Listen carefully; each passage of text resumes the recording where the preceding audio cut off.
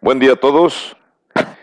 Vamos a continuar con nuestro estudio del el inicio de la Iglesia de Cristo usando el capítulo de Hechos, el libro de Hechos capítulo 1. Y finalmente, así como miramos en el video anterior, video número 9, Matías ya fue seleccionado. Ahora vamos a leer, a analizar los versículos 24 y 25, donde se hace la oración apostólica y vamos a mirar algunas palabras. Por favor, sigan conmigo la lectura. Dice el texto, y orando dijeron, tú, Señor, que conoces los corazones de todos, muestra cuál de estos dos has escogido, para que tome la parte de este ministerio y apostolado de que cayó Judas por transgresión para irse a su propio lugar. Y les echaron suertes, y la suerte cayó sobre Matías, y fue contado con los 11 apóstoles. Esta es la segunda vez, les he dicho, que se hace una oración en este capítulo. Y hay algo importante que entendamos. Van a aparecer las palabras de la oración. Y las palabras de la oración, como se están diciendo aquí, estamos viendo cómo se menciona cuando dice, tú, Señor, que conoce los corazones de todos, muestra cuál de estos dos has escogido para que tome la parte de este ministerio y apostolado de que cayó Judas por transgresión para irse a su propio lugar. La palabra cardio, gnosta, significa el que conoce el corazón o el conocedor del corazón. Dios en estos momentos se le está dando el honor, el grande honor de ser el que conoce los corazones de todas las personas. Por supuesto que de la multitud que está acompañando a los apóstoles, debe haber personas que tienen algunas de las mismas características que los apóstoles tuvieron. O sea, que anduvieron con Jesucristo desde el inicio de su ministerio, anduvieron con Jesucristo desde su bautismo y observaron y fueron pendientes, fueron testigos de la resurrección, de la ascensión de nuestro Señor Jesucristo, de su crucifixión y de todos los eventos que acontecieron en Jerusalén. ¿Qué son las calificaciones que debe de tener un apóstol de Cristo? Por eso vuelvo a insistir, cualquier persona que en esta época se autonombre o se dé el nombre de apóstol de Jesucristo es un apóstol falso, porque no cumple con los requisitos mostrados en las Sagradas Escrituras. Es un apóstol humano, es un apóstol terrenal. En cambio, los apóstoles que el Señor seleccionó tienen una misión celestial, diferente apostolado. Recuerden, los apostolados modernos son apostolados prácticamente de extracción de dinero de los pobres fieles que les falta conocimiento. Y esto es bastante importante porque cuando las personas no tienen conocimiento religioso, son fácil presa, se convierten en esclavos religiosos de sus líderes que, aprovechándose de su condición de conocedores, de manejadores de las multitudes, de la técnica de la hipnosis colectiva, pueden manejar muchísimas gentes y fácilmente cuando mencionan la palabra los diezmos y el alfolí, las personas caen rendidas hacia esa persona y lo idolatran, lo adoran como si fuera casi Dios, cuando en realidad están usando técnicas incorrectas. Los verdaderos apóstoles son aquellos que aparecen, cuyos nombres aparecen aquí en las Escrituras. No hay más apóstoles.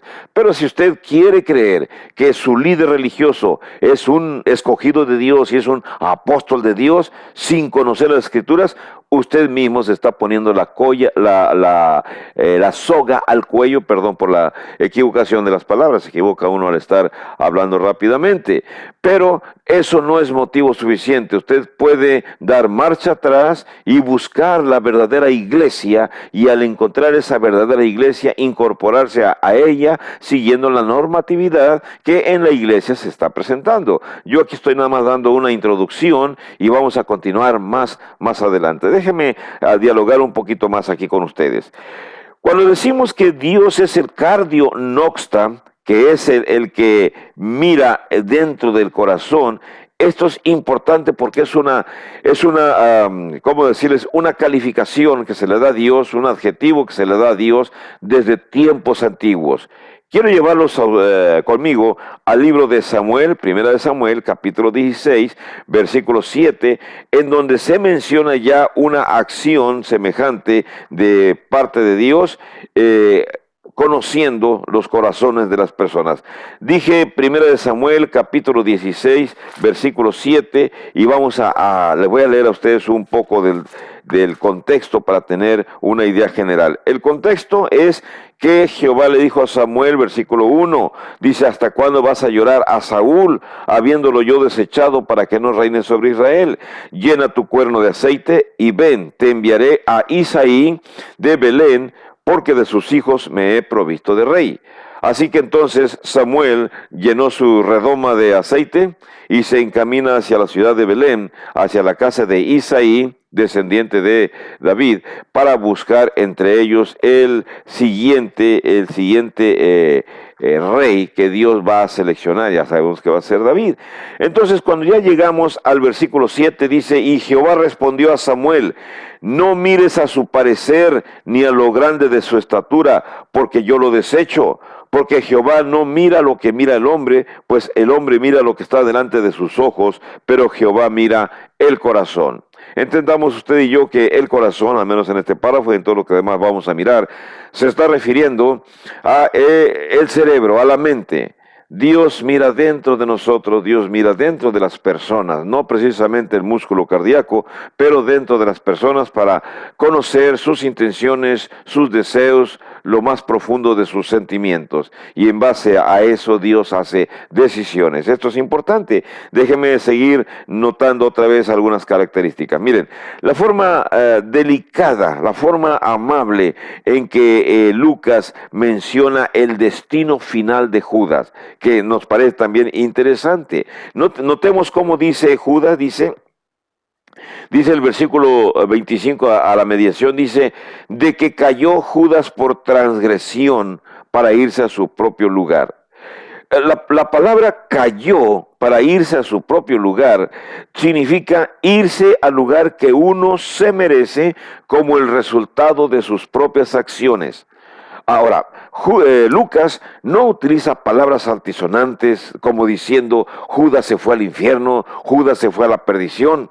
Sabemos que así sucedió. Traicionó al Señor. Y toda persona que traiciona a Cristo Jesús, toda persona que no sigue a Cristo Jesús, toda persona que aborrece las enseñanzas de Cristo Jesús y tiene camino al infierno. Nosotros sí podemos decir esas palabras muy duras, no somos tan amables como Lucas. Pero Lucas usa unas frases cuando dice se fue a su propio lugar, que es el lugar que él voluntariamente buscó con sus acciones. Ahora, Judas, según el versículo que estamos leyendo, en la palabra donde dice de que cayó Judas por transgresión, el verbo caer habla de que cayó del ministerio y cayó del apostolado. Pero cuando se dice que se fue a su propio lugar de Judas, usted y yo ya lo sabemos, ya lo hemos dicho, ya lo he dicho con palabras más duras, más crueles. ¿Cuál de los dos hombres? Vamos a hablar de José y de Matías. ¿Cuál de los dos hombres debería reemplazar a Judas el caído? Bueno, el Espíritu Santo todavía no había venido, todavía no había llegado sobre de ellos, sobre los apóstoles, sobre los 11. ¿Cómo iban ellos entonces a conocer la elección de Dios? Y aquí es algo interesante que usted y yo también tenemos que conocer, porque van a utilizar un método que nos puede dejar confusos si no hay suficiente explicación. La palabra es esta, verso 26, dice: echaron suertes. Y ahorita voy a mencionar acerca de Urim y Tumim. Echar suertes da la idea como cuando uno juega volados, toma una moneda para ver si cae sol o águila, y eso es echar suertes. Pero déjeme decir algo más. Echar suertes para ellos significa lo siguiente. Miren, las Biblias cuando se escriben se les llaman traducciones. Entonces, no tan solo, hay muchas sociedades bíblicas que han ordenado traducciones de los idiomas originales a los idiomas que ellos quieren. Pero no todas traducen exactamente igual. Por ejemplo, en esta versión, la que estoy usando, la versión Reina Valera 60, se utiliza la palabra echaron suertes. Pero algunas otras personas dicen echaron los dados. Usted sabe lo que significa jugar dados. Si no lo ha practicado, bueno, sabe que algunas personas practican el hecho de jugar dados, o en México se usa la palabra jugar cubilete. Bien, no estamos seguros realmente los que enseñamos del procedimiento, pero posiblemente es lo mismo como echar un volado. En dos opciones únicas, con un volado se resuelve la situación. Águila, tú ganas, sol, yo pierdo. Bueno, o al revés, si tú escoges el sol, tú ganas y lo que caiga y yo escojo águila, como quiera que sea, pero se avienta la moneda en el aire y eso es un volado. Ellos echaron, vamos a decir, un equivalente a un volado. Pero vamos a ver un poquito más. Aunque no estamos seguros del procedimiento exacto que ellos usaron, hay dos puntos que tenemos que hacer énfasis en ellos. Primero, ellos no significaba que los presentes estaban haciendo una votación. Ahora, recuerden, en el grupo de los 11 apóstoles no hay democracia, existe una teocracia. Teocracia significa cuando sujetamos la voluntad de las acciones a Dios. Democracia es cuando las mismas personas eligen por votación la solución de algún asunto. Entonces, no nos equivoquemos, en estos momentos se está manejando el asunto de una teocracia, porque Dios, de la teocracia, Dios es quien tiene que tomar la decisión final. No, los apóstoles no van a estar votando por dos candidatos, simplemente se les dijo, se buscó entre la multitud, las personas que cubrieran los requisitos a juicio de ellos. Y después de estar viendo a los que cubrían los requisitos, bueno, encontraron a dos que eran los más cercanos. Pero los apóstoles no los van a escoger, no van a tomar esa responsabilidad.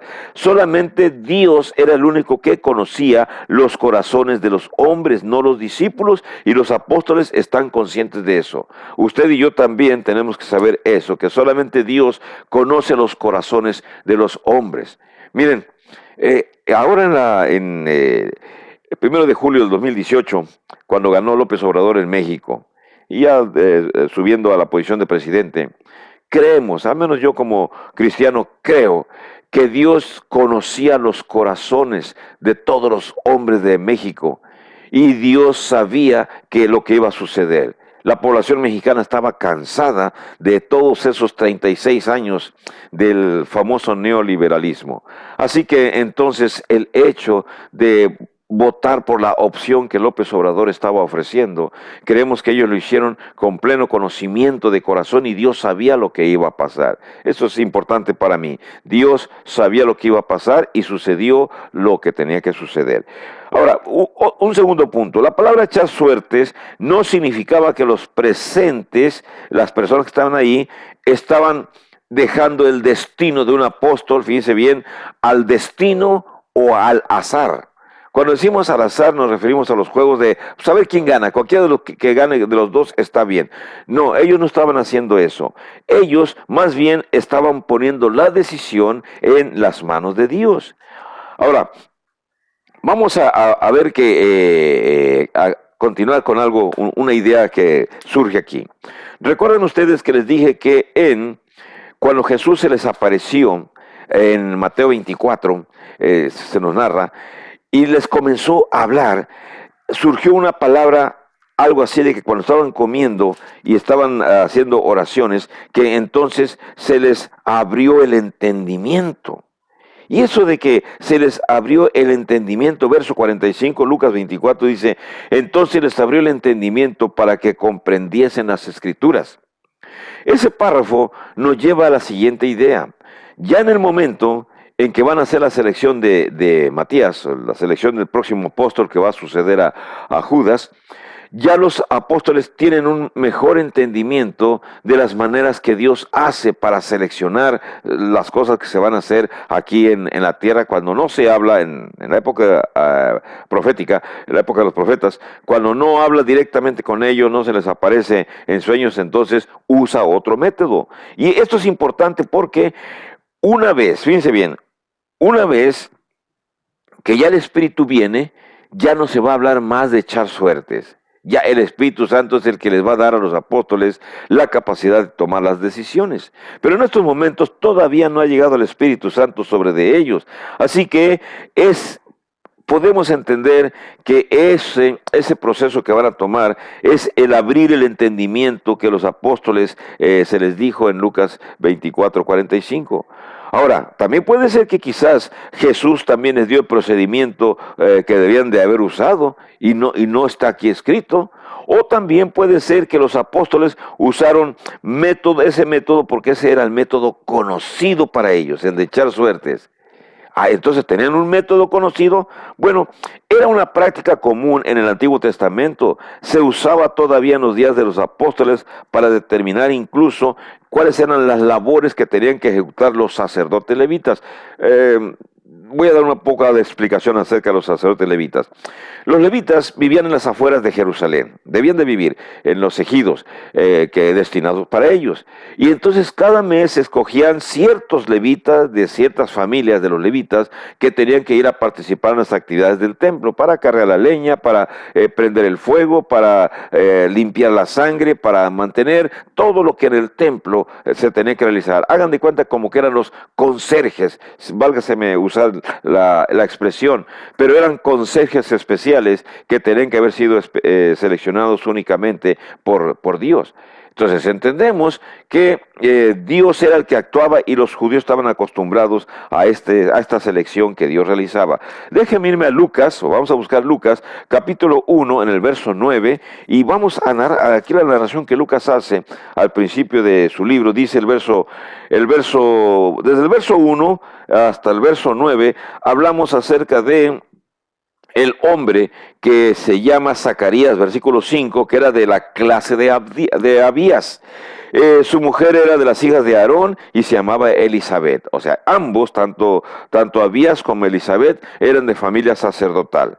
Y dice el verso 6, ambos eran justos delante de Dios y andaban irreprensibles en todos los mandamientos y ordenanzas del Señor.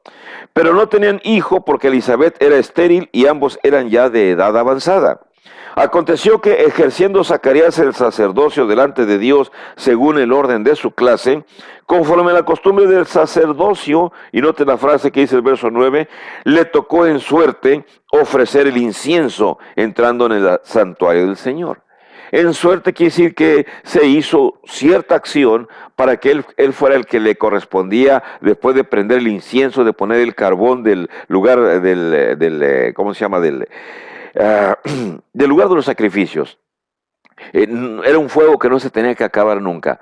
Entonces cada vez, todos los días y constantemente, se tomaban carbones de ahí únicamente, se le echaba el incienso y luego se pasaba al lugar santo, santísimo, para derramar o hacer que el humo se usara. Yo sé si ustedes entienden la palabra saumerio, quizás sería más fácil de comprender, o llevar una copa, llevar el copal, que muchos católicos utilizan cuando ponen copal. Bueno, algo así era lo que usaban ellos cuando iban a ofrecer el incienso. Así que realmente se nos está diciendo que era una práctica que los apóstoles conocían. Ahora, el Antiguo Testamento también nos habla acerca de echar suertes. Voy a buscar el libro de Proverbios rápidamente, capítulo 16, verso 33, y cuando encontramos este capítulo y este versículo, vamos a leer aquí una sección, en el verso 33, dice... El verso 30, desde el 31 dice, corona de honra es la vejez que se halla en el camino de justicia, dice el Proverbio 16, 31, 32. Mejor es el que tarda en airarse que el fuerte, y mejor es el que se enseñorea de su espíritu que el que toma una ciudad. 33. La suerte se echa en el regazo, mas de Jehová es la decisión de ella. O sea, es costumbre echar las suertes, pero Dios es el que decide en el resultado. Hay muchas cosas que nosotros, incluso hasta el más erudito, no sabemos acerca de echar suertes en Hechos 1.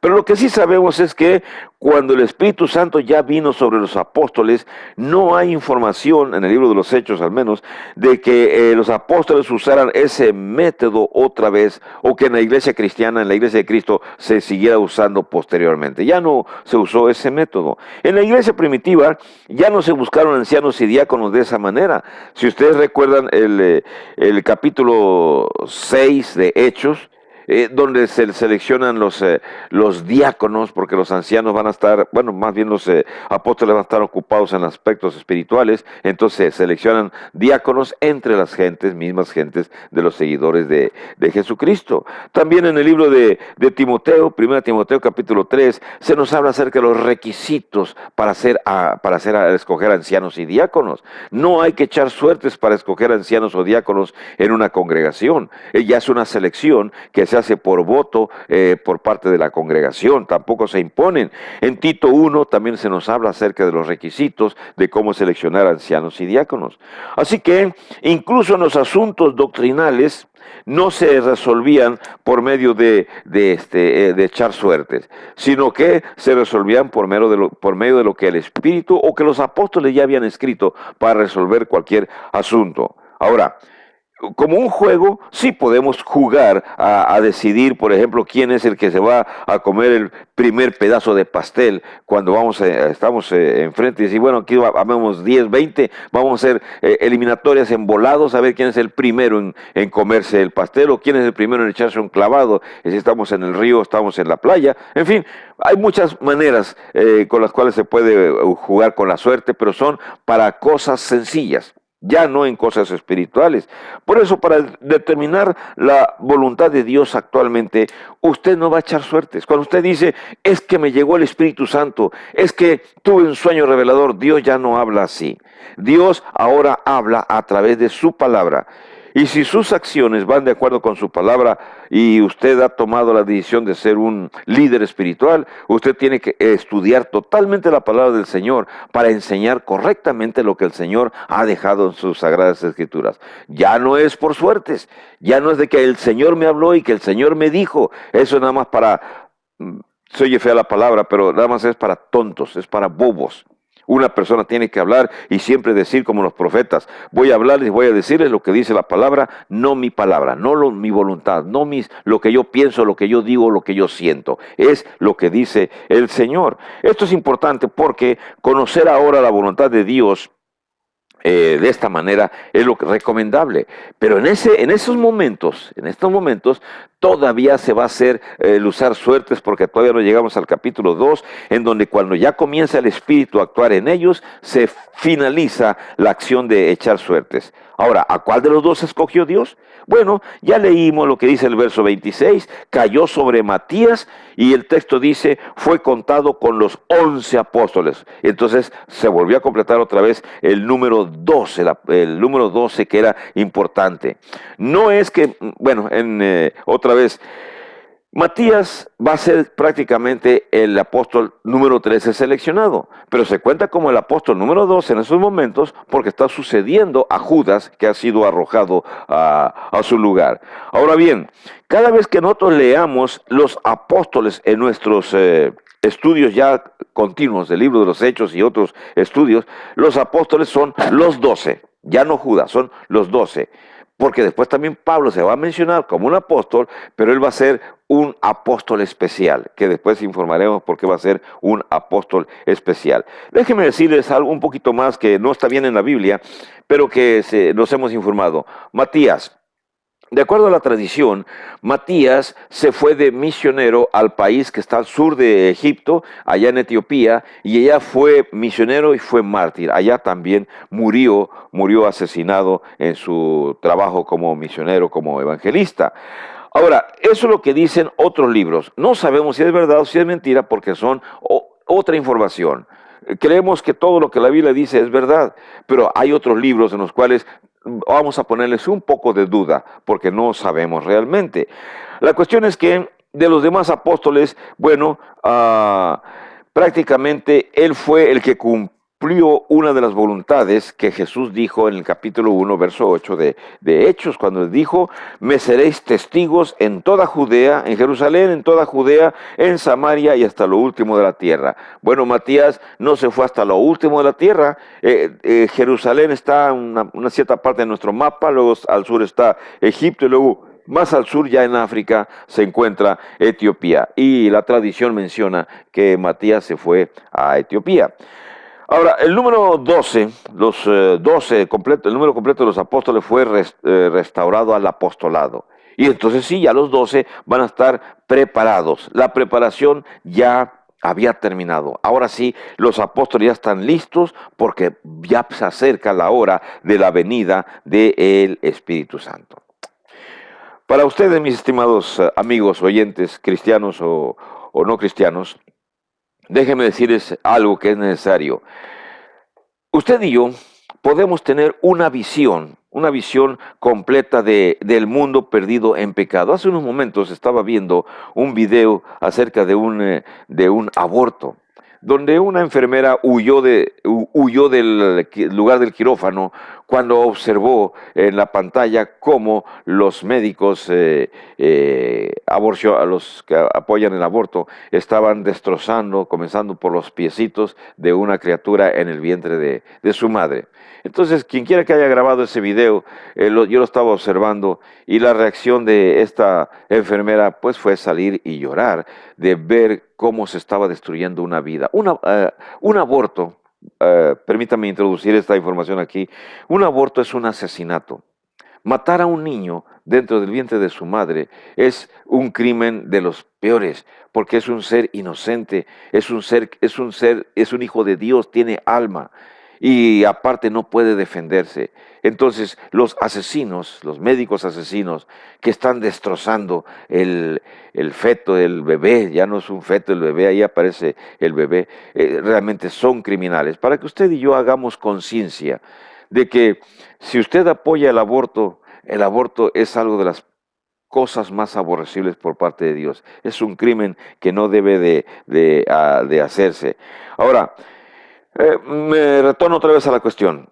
Lo que me estamos mirando aquí es algo que se llama preparación. Los apóstoles van a comenzar su ministerio, pero tienen que ser preparados. Jesús ya les dio su preparación, ellos ya están listos para esperar la llegada del Espíritu Santo, porque el trabajo que les espera es muy arduo. La preparación más importante que usted y yo podemos hacer en nuestras vidas es la siguiente: prepararnos para cuando venga Cristo otra vez. ¿Que va a venir Cristo otra vez? Va a venir, de acuerdo a las Escrituras. ¿Está usted preparado? ¿O está haciendo actos para prepararse?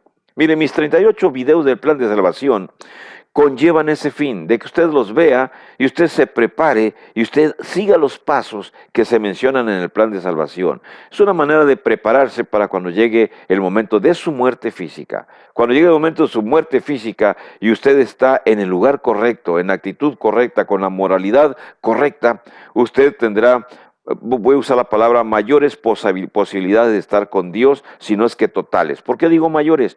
Porque incluso hasta el mejor cristiano, incluso hasta el mejor predicador, podemos caer de la gracia del Señor, aunque estemos en lugares vamos a decir, de mayor conocimiento. Si no seguimos fielmente las instrucciones de Dios, o si cometemos un delito y luego no nos arrepentimos, entonces estamos en la misma condición que la gente del mundo. La gente del mundo, lo acepte o no lo acepte, la gente que no es cristiana, si no modifica, si no acepta el Evangelio, se irá a la perdición. Prepárese, es una invitación para usted. Prepárese así como los apóstoles lo están haciendo, bueno, en el caso de ellos, lo están haciendo para transmitir el Evangelio. Pero usted prepárese para salvar su vida. Los miraré a ustedes en el video número 11, los que gusten seguirme en esta serie, para mirar cómo se inicia, cómo el Espíritu Santo viene y ahora sí se inicia la iglesia, si acaso nos alcanza el tiempo, en el video número 11. Reciban bendiciones, que la pase bien.